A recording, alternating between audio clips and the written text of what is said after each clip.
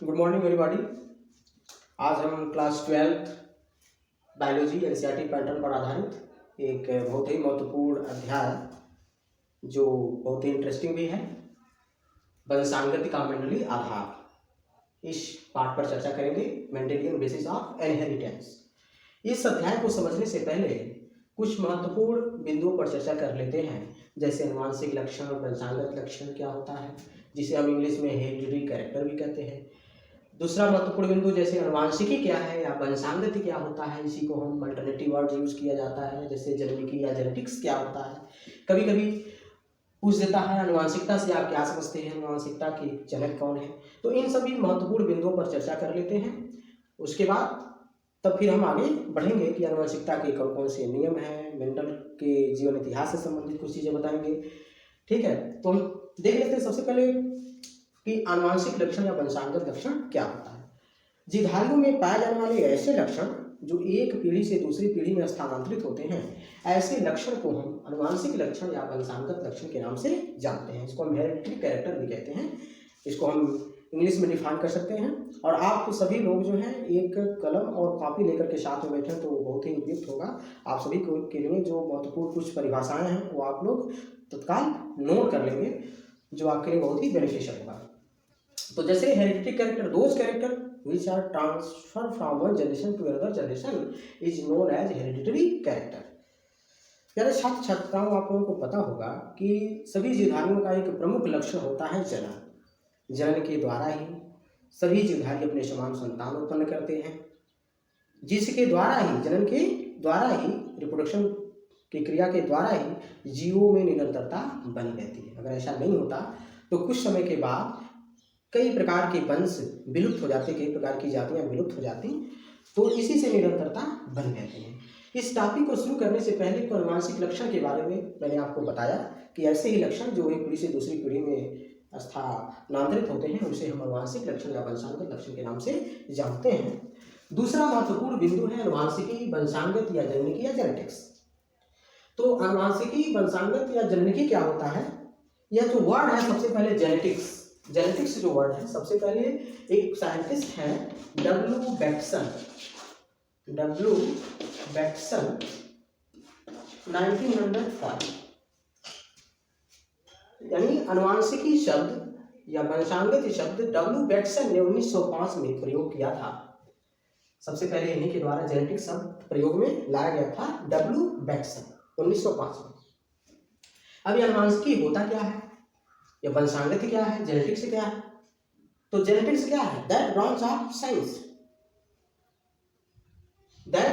Science including in biology. That means आप कह सकते हैं कि बायोलॉजी में, बायोलॉजी की वह शाखा है, that branch of biology in which study about the transforming character from one generation to another generation. It means कि जो वंशानुगति है या अनुवांशिकी है, यह जीव विज्ञान की वह शाखा है जिसके अंतर्गत हम स्थानांतरित होने वाले लक्ष्यों के बारे में अध्ययन करते हैं।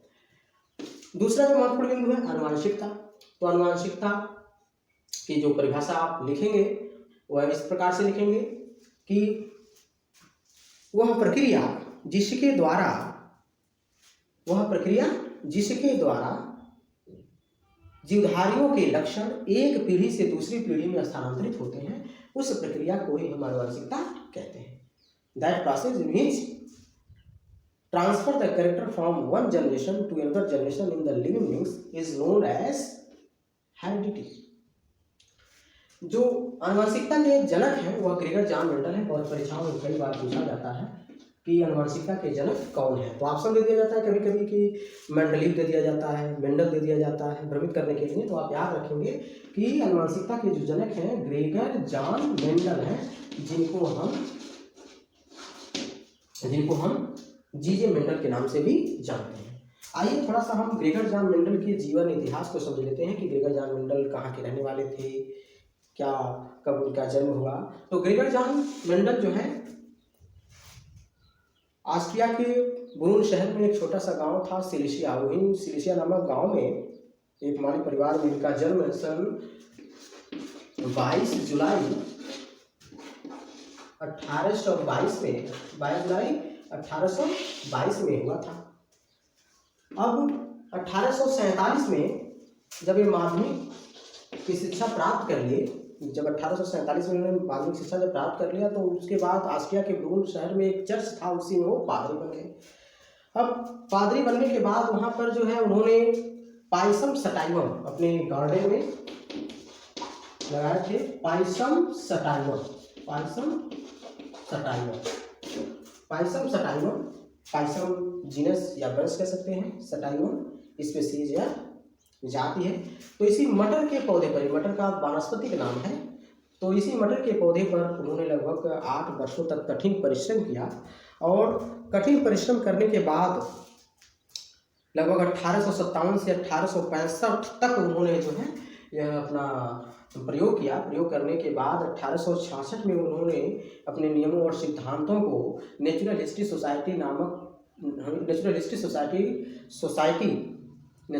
सोसाइटी या ब्रून की एक सभा में प्रस्तुत किए और प्रस्तुत करने के उपरांत उनको जो नियम दिया वो दिया पादप संकरण का प्रयोग, एक्सपेरिमेंट ऑफ प्लांट हाइब्रिडाइजेशन। इस पत्रिका में प्रकाशित कर दिया। प्रकाशित करने के उपरांत दुर्भाग्यवश इनको ख्याति नहीं मिल पाई, क्योंकि सभी वैज्ञानिकों का ध्यान, जैसे कार्ल लोरेंस, मार्क्स ब्रूज, इन सभी वैज्ञानिकों का ध्यान जैव विकास की तरफ था, जिसकी वजह से इनके नियम के प्रति किसी का ध्यान नहीं गया। जब 1884 में इनकी मृत्यु हो गई, 1884 में जब इनकी मृत्यु हो गई, मृत्यु होने के लगभग 16 वर्षों बाद जब वैज्ञानिकों का ध्यान जैव विकास से हट करके इधर आया, तो उन्होंने पाया कि जो नियम सिद्धांत आज हम लोग खोज रहे हैं वह मेंडल ने 1866 में ही अपनी पत्रिका में प्रकाशित कर दिया था, जिसको हम कह सकते हैं कि नेचुरल हिस्ट्री सोसाइटी ऑफ ब्रून जो सभा में प्रस्तुत किए थे, उनमें उनके नियमों और सिद्धांतों को 1866 में पादप संकरण के प्रयोग नाम से प्रकाशित किया गया था, उसमें वो वर्णित था। तब इन्होंने चूँकि पहले अपना नियम सिद्धांत दे दिए थे और इन्हीं नियमों सिद्धांतों पर ये लोग भी सहमत हुए, अतः इन्हीं को सबसे पहले आनुवंशिकता के जनक के रूप में मानते हैं, ग्रेगर जॉन मेंडल को। अब हम देखते हैं कि जो ग्रेगर जॉन मेंडल हैं वह कौन कौन से नियम दिए जो आनुवंशिकता के नियम के नाम से मशहूर हैं, जिसको हम आनुवंशिकता के नियम के नाम से जानते हैं या मेंडल के नियम के नाम से भी जानते हैं।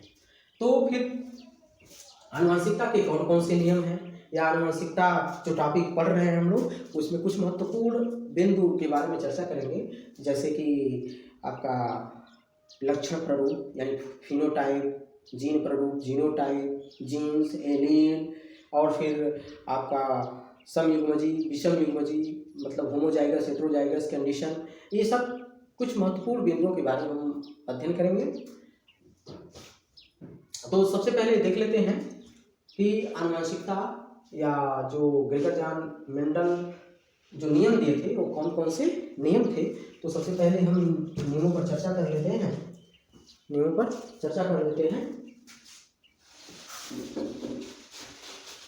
तो आनुवंशिकता के नियम,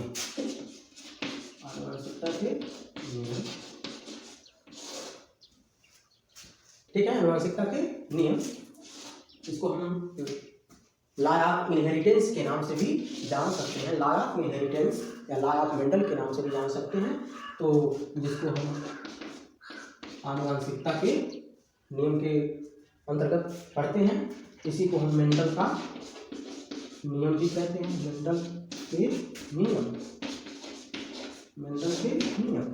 मेंडल ने 3 नियम दिए थे। वैसे तो बेसिकली उनकी जो पृष्ठभूमि है केवल 2 है, जिसको हम लॉ ऑफ मेंडल के नाम से जानते हैं। जो फर्स्ट है लॉ ऑफ डोमिनेंस, जिसको प्रभाविता का नियम के नाम से जानते हैं, और दूसरा है law of the segregation of the gametes, law of the purity of gametes. और थर्ड इसके अंतर्गत जो है हम पहले कैरेक्टर के बारे में अध्ययन करेंगे। तो एक समयुग्मी कैरेक्टर और एक विषमयुग्मी कैरेक्टर, आप एक जोड़ी तुलनात्मक लक्षणों को ध्यान में रख के क्रॉस कराते हैं, तो दूसरा 2 जोड़ी तुलनात्मक लक्षणों को ध्यान में रख करके क्रॉस कराते हैं। तो हम समझेंगे इस चीज को। तो सबसे पहले देखते हैं मेंडल के नियम।